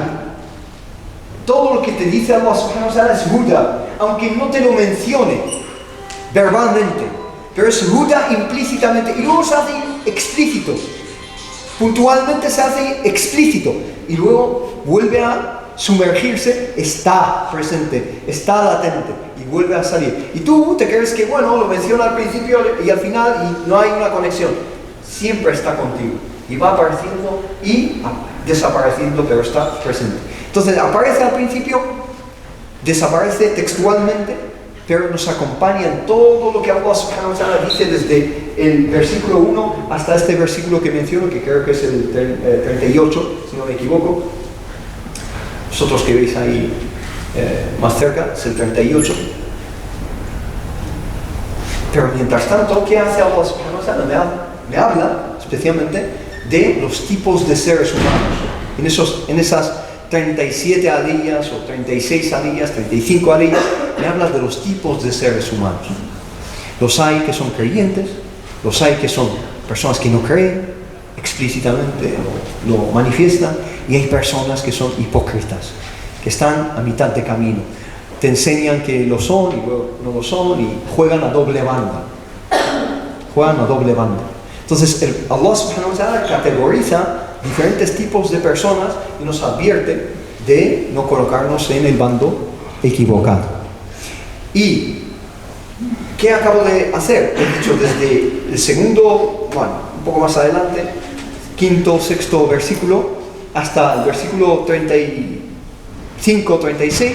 En esos 30 versículos Allah subhanahu wa ta'ala me va hablando de diferentes formas de personas y me va dando parábolas. Habla de la parábola del relámpago, de la parábola del fuego, diferentes parábolas, pero está hablando del mismo tema. ¿Qué significa eso? Que es un bloque temático. El Corán tiene estructuras, cada sura del Corán tiene una estructura. de la ley tal hasta la ley tal, Allah subhanahu wa ta'ala me está hablando de un tema. Y de la ley tal hasta la ley tal me está hablando de un tema. Si son suras muy largas pueden ser muchos temas, pero lo que tengo que hacer como explorador del Corán es decir, vale, me ha hablado en suras al-Baqarah de esto y de esto y de esto y de esto y de esto. 8 temas. ¿En qué están todos esos temas relacionados? ¿En qué se encuentran esos 8 temas? Entonces, suras al-Baqarah tiene como objetivo final este tema, donde se encuentran, es el cruce de todos estos caminos que me ha enseñado Allah subhanahu wa ta'ala. Y saco el tema principal de suras al-Baqarah. Entonces, el Corán tiene sus estructuras, cada sura tiene un área temático que explora. Y aquí dice, hablando de Adam alayhi salam, y habla de cosas muy profundas de Adam alayhi salam, habla de la relación entre el lenguaje y entre el pensamiento, y esa escena de Adam alayhi salam con los ángeles y el asombro de los ángeles por las facultades que Allah subhanahu wa ta'ala ha puesto en ti y en mí. No está hablando de alguien que está ausente, Adam, está hablando de ti y de mí, de Benu Adam, de los hijos de Adán, el potencial increíble que tiene el ser humano y que los ángeles no pudieron ver. Los ángeles no pudieron ver y te vieron a ti y a mí personificados en nuestro padre, Adam alayhi salam. Nos vieron con ojos de prejuicio. ¿Cómo vas a crear a Allah a alguien que va a difundir la corrupción y derrame de sangre, la violencia? Allah subhanahu wa ta'ala les dijo, yo sé lo que vosotros desconocéis. Yo sé lo que vosotros desconocéis. Y luego cuando vieron desplegarse todo ese potencial de Adam delante de ellos, dijeron, subhanaka la ilma lana illa ma. Glorificado seas, no tenemos conocimiento salvo aquel que tú has depositado en nosotros o que nos has facilitado y nos has entregado. Y ahí, como conclusión de esa historia muy profunda, insisto, desde el punto de vista ontológico del ser humano, ¿qué significa ser un ser humano? Dice, قُلْ نَهْبِطُوا مِنْهَا جَمِيعًا, descended de ella todos. ¿De dónde? Del Jannah. Salí. Porque hubo la situación problemática de Adam con el Shaitán, con el árbol, etc. Entonces Allah subhanahu wa ta'ala dice, salid de aquí todos. فَإِنَّا يَأْتِيَنَّكُمْ مِنِّي هُدًى فَمَنْ تَبِعَ هُدَايَ فَلَا خَوْفٌ عَلَيْهِمْ وَلَا هُمْ يَحْزَنُونَ. Y puede que os venga de mí Huda, una guía. Aquellos que sigan mi guía, Hudaya, entonces no tienen nada que temer, ni les va a afligir la tristeza. Van a vivir a salvo de los efectos secundarios de la salida. La salida del paraíso tiene efectos secundarios, que son el khawf, el ayuno de Ramadán, que es lo que vimos ayer, alhamdulillah. Ya ayyuhalladhina amanu, kutiba alaykum as-siyamu kama kutiba ala alladhina min qablikum, la'allakum tattaqun. Oh creyentes, os ha sido prescrito el ayuno tal y como fue prescrito a los que os han precedido, para que tengáis taqwa. Esa es la finalidad, crecer en taqwa. No es pasar hambre, no es pasar sed, no es amanecer como ese gato con mala cara, sin café, sin cafeína en la sangre. Es crecer en taqwa. Crecer en taqwa. Y a menos que comprendamos eso, entonces no vamos a vivir plenamente el mes de Ramadán. Yo personalmente, sinceramente, el mes de Ramadán me despierto con buen humor, fíjate, diciendo otro día, alhamdulillah, del mes de Ramadán. Y es un día que ojalá crezca un poco más en taqwa, en cercanía a Allah subhanahu wa ta'ala, en amabilidad con la gente, en amor a los demás, en limpiarme por dentro, porque todos vamos acumulando demasiada suciedad. Hay que limpiarse por dentro. Taqwa con Allah subhanahu wa ta'ala. Taqwa. Y cuando Allah subhanahu wa ta'ala habla de Ramadán, una vez en el Corán se menciona Ramadán, como dijimos ayer, dice Allah subhanahu wa ta'ala, شهر رمضان الذي أنزل فيه القرآن هدى للناس, y además lo repite, وبينات من الهدى والفرقان. 2 veces en la misma aliyah la palabra Huda. ¿Os creéis que todo eso es accidental? Que Muhammad sallallahu alaihi wasallam se puso a componer. Eso es una ecuación matemática, como vamos a ver. Esto es la punta del iceberg y no vamos a tener tiempo de mucho más. Una ecuación matemática divina, sobrehumana, va más allá de lo humano. Entonces, el Corán es el Huda. ¿Quieres Huda? ¿Quieres ser guiado? ¿Quieres taqwa? ¿Quieres ganar en cercanía a Allah subhanahu wa ta'ala? Ahí lo tienes. Vuelve al Corán. Visita el Corán. No abandones el Corán. Lee el Corán. Acompaña el Corán. Absorbe el Corán. Asimila el Corán. Practica el Corán. Sé un reflejo del Corán. لقد كان لكم في رسول الله أسوة أو إسوة حسنة لمن كان يرجو الله واليوم الآخر. Se me acaba el tiempo. لمن كان يرجو الله واليوم الآخر. Significa que tenemos la sunna del profeta Muhammad sallallahu alaihi wasallam, que es porque ¿dónde está la uswa? ¿Dónde está el ejemplo? Tenéis en el mensajero de Allah un buen ejemplo para quien quiera seguir o para quien tiene esperanza en Allah en el día del juicio final. ¿Dónde está ese ejemplo? Es la sunna del profeta Muhammad sallallahu alaihi wasallam, que es la forma en la cual el profeta Muhammad sallallahu alaihi wasallam practica el Corán. Cuando se le preguntó a Aisha radiyallahu anha cuál fue el khuluq del profeta Muhammad sallallahu alaihi wasallam, cómo era la forma de vivir o tratar a los demás del profeta Muhammad sallallahu alaihi wasallam, dijo: كان خلقه القرآن. Su forma de ser era el Corán, lo absorbió y lo vivió y lo reflejó. La vuelta al Corán, en el mes del Corán, en el mes de Ramadán, en el mes del Huda, en el mes del Kitab, en el mes de Anzala, Nazzalna, en el mes de la revelación del Corán, tenemos que recuperar el Corán. Wallahi, tenemos que reconciliarnos con el Corán.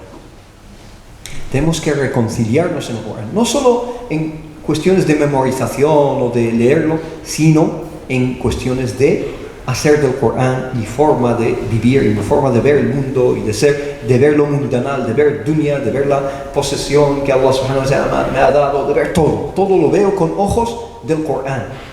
Convierte el Corán en tus gafas. Eso es lo que tenemos que hacer en el mes del Corán, inshallah. Que Allah subhanahu wa ta'ala nos ayude a ello, inshallah. El Huda es nuestro camino de vuelta. ¿Qué he hecho aquí? Vamos a avanzar con el mismo capítulo del Corán, que es el Baqarah. ¿Qué estoy haciendo ahí? Y lo vais a ver. Vamos a seguir un concepto en el Corán. Concepto del Huda, que es el que aparece al principio. ¿Qué aparece? Aparece al principio y aparentemente desaparece. Y luego aparece, y luego desaparece. Y luego aparece, y luego desaparece. Aparentemente tú crees que ha desaparecido, pero está latente, está ahí. Todo lo que te dice Allah subhanahu wa ta'ala es Huda, aunque no te lo mencione verbalmente, pero es Huda implícitamente, y luego se hace explícito, puntualmente se hace explícito, y luego vuelve a sumergirse, está presente, está latente, y vuelve a salir. Y tú te crees que, bueno, lo menciona al principio y al final, y no hay una conexión. Siempre está contigo y va apareciendo y desapareciendo, pero está presente. Entonces aparece al principio, desaparece textualmente, pero nos acompaña en todo lo que Allah subhanahu wa ta'ala dice desde el versículo 1 hasta este versículo que menciono, que creo que es el 38, si no me equivoco. Vosotros que veis ahí más cerca, es el 38. Pero mientras tanto, ¿qué hace Allah subhanahu wa ta'ala? Me habla especialmente de los tipos de seres humanos. En esas 37 aliyas o 36 aliyas, 35 aliyas, me habla de los tipos de seres humanos. Los hay que son creyentes, los hay que son personas que no creen explícitamente, lo manifiestan, y hay personas que son hipócritas, que están a mitad de camino. Te enseñan que lo son y luego no lo son y juegan a doble banda. Entonces Allah subhanahu wa ta'ala categoriza diferentes tipos de personas y nos advierte de no colocarnos en el bando equivocado. ¿Y qué acabo de hacer? He dicho desde el segundo, bueno, un poco más adelante, quinto, sexto versículo, hasta el versículo 35, 36. En esos 30 versículos, Allah subhanahu wa ta'ala me va hablando de diferentes formas de personas y me va dando parábolas. Habla de la parábola del relámpago, de la parábola del fuego, diferentes parábolas, pero está hablando del mismo tema. ¿Qué significa eso? Que es un bloque temático. El Corán tiene estructuras, cada sura del Corán tiene una estructura. De la ley tal hasta la ley tal, Allah subhanahu wa ta'ala me está hablando de un tema. Y de la ley tal hasta la ley tal me está hablando de un tema. Si son suras muy largas pueden ser muchos temas, pero lo que tengo que hacer como explorador del Corán es decir, vale, me ha hablado en suras al-Baqarah de esto y de esto y de esto y de esto y de esto. 8 temas. ¿En qué están todos esos temas relacionados? ¿En qué se encuentran esos 8 temas? Entonces, suras al-Baqarah tiene como objetivo final este tema, donde se encuentran, es el cruce de todos estos caminos que me ha enseñado Allah subhanahu wa ta'ala. Y saco el tema principal de surat al-Baqarah. Entonces el Corán tiene sus estructuras, cada sura tiene un área temático que explora. Y aquí dice, hablando de Adam alayhi salam, y habla de cosas muy profundas de Adam alayhi salam, habla de la relación entre el lenguaje y entre el pensamiento, y esa escena de Adam alayhi salam con los ángeles y el asombro de los ángeles por las facultades que Allah subhanahu wa ta'ala ha puesto en ti y en mí. No está hablando de alguien que está ausente, Adam, está hablando de ti y de mí, de Benu Adam, de los hijos de Adán, el potencial increíble que tiene el ser humano y que los ángeles no pudieron ver. Los ángeles no pudieron ver y te vieron a ti y a mí personificados en nuestro padre, Adam alayhi salam. Nos vieron con ojos de prejuicio. ¿Cómo vas a crear a Allah, a alguien que va a difundir la corrupción y derrame de sangre, la violencia? Allah subhanahu wa ta'ala les dijo, yo sé lo que vosotros desconocéis. Yo sé lo que vosotros desconocéis. Y luego cuando vieron desplegarse todo ese potencial de Adam delante de ellos, dijeron, subhanaka la ilma lana illa ma. Glorificado seas, no tenemos conocimiento salvo aquel que tú has depositado en nosotros o que nos has facilitado y nos has entregado. Y ahí, como conclusión de esa historia muy profunda, insisto, desde el punto de vista ontológico del ser humano, ¿qué significa ser un ser humano? Dice, قُلْ نَهْبِطُوا مِنْهَا جَمِيعًا, descended de ella todos. ¿De dónde? Del Jannah. Salid. Porque hubo la situación problemática de Adam con el Shaitán, con el árbol, etc. Entonces Allah subhanahu wa ta'ala dice, salid de aquí todos. فإما يأتينكم مني هدى فمن تبع هداي فلا خوف عليهم ولا هم يحزنون. Y puede que os venga de mí Huda, una guía. Aquellos que sigan mi guía, Hudaya, entonces no tienen nada que temer, ni les va a afligir la tristeza. Van a vivir a salvo de los efectos secundarios de la salida. La salida del paraíso tiene efectos secundarios, que son el khawf, la inquietud en este mundo, porque el paraíso es distinto. El paraíso no hay tanto cambio, el paraíso no hay este sentimiento de lejanía de Allah subhanahu wa ta'ala, sino que estás en presencia de Allah subhanahu wa ta'ala tal y como estuvo Adam alayhi salam, y eso te apacigua, porque es un reencuentro con Allah subhanahu wa ta'ala. Y el huzn, vives con un sentimiento casi de nostalgia, lo que llamaba John Milton, el famoso poeta, escritor británico, inglés, llamaba en su libro conocido Paradise Lost, el paraíso perdido. Un paraíso perdido te hace vivir de dónde vengo, y quiero volver a esa morada de la que fui sacado. Entonces ese Huda, podemos también reflexionar largo y tendido acerca de esto. Ese Huda, que al fin y al cabo es el Corán, es el que te devuelve, es tu pasaporte, es tu permiso para la vuelta a esa sensación de reconciliación con Allah subhanahu wa ta'ala y para recomponerte, reconstruirte espiritualmente y para que no te afecte lo mundanal, que no vivas en miedo, en inquietud, en estas diferentes sensaciones, incluso pueden llegar a enfermedades que nos afectan y nos afligen hoy en día. Con el Corán, a través de ese Huda, esa es una promesa de Allah subhanahu wa ta'ala, es como estás a salvo, esa es tu medicina, esa es tu protección, ese es tu escudo. Y el husn, pase lo que pase, no va a permanecer ese husn. Es legítimo sentir la tristeza, pero no vas a vivir en una condición cronificada, ¿no? Crónica de tristeza. El profeta Muhammad sallallahu alaihi wasallam pasó por cosas indecibles.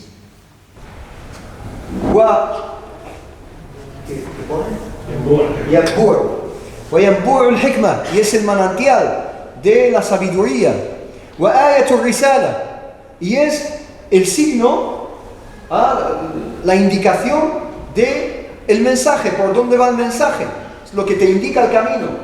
وَنُورُ الْأَبْصَارِ وَالْبَصَائِرِ, y es la luz para los ojos físicos y los ojos espirituales, la visión espiritual del ser humano, el basira. وَأَنَّهُ لَا طَرِيقَ إِلَى اللَّهِ سِوَاهُ, y no hay otro camino a Allah excepto a través de él. وَلَا نَجَاةَ بِغَيْرِهِ, y no hay salvación excepto en él.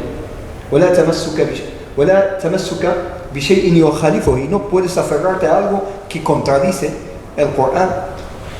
وَهَذَا لَا يَحْتَاجُ إِلَى تَقْرِيرٍ, y esto ni siquiera necesita ser establecido o ser afirmado, sino que se sabe necesariamente en nuestra religión. والاستدلال عليه, no necesita pruebas, لأنه معلوم من دين الأمة, porque es algo conocido en el din de la umma. Por supuesto, yo no he traído nada nuevo, sino que simplemente desde la conciencia de وذكر فإن الذكر تنفع المؤمنين, recuerda porque el recuerdo beneficia a los mu'minun, y todos alhamdulillah somos mu'minun, somos creyentes, el recuerdo es necesario. Y la verdadera lectura del Corán es la que hemos mencionado, una lectura activa, como dice Allah subhanahu wa ta'ala, الذين آتيناهم الكتاب, aquellos a los que hemos dado el libro, يتلونه حق تلاوته, lo leen como es debido, de verdad. أولئك يؤمنون به, aquellos son los que creen realmente en él. ومن يكفر به فأولئك هم الخاسرون, y quien no crea en él son los perdedores. Así pues, en este mes de Ramadán tenemos que recuperar una lectura activa y dividir nuestro mes según el Corán, que el mes dependa del Corán. Hacer un programa cada uno de nosotros, que cada uno va a ponerse su objetivo personal. ¿Cuánto voy a leer de Corán este mes? Voy a leer todo el Corán, que es lo más mínimo que puedo hacer. Os prometo que es lo mínimo. El Corán tiene 30 ajza, cada juz tiene hizbain, 2 ahzab. Por tanto, puedo leer un hizb por la mañana, o otro por la tarde, o ambos juntos, que es un juz. Y el juz, yo tardo unos 30 minutos en terminar un juz. Una persona que va un poco más lenta puede tardar 45 minutos. 45 minutos al día. Es la primera mitad de un partido de fútbol. Entonces, 45 minutos al día y no puedes. 45 minutos al día completas el Corán en Ramadán. Todo el Corán. ¿Quieres más? Añádele. Vas a leer 2 ajza al día, que son 1 hora y media. Es lo que ha durado, un poco más quizá, esta conferencia. Y por tanto, si yo leo 2 al día, 2 ajza, que son 4 ahzab al día, entonces al cabo de Ramadán habré completado el Corán 2 veces, porque lo he completado los 15 días y vuelvo a empezar inshallah. Así que es la fecha de renovar el compromiso con Allah subhanahu wa ta'ala y por supuesto con la palabra de Allah subhanahu wa ta'ala, el Corán. Barakallahu fikum, muchísimas gracias por vuestra atención.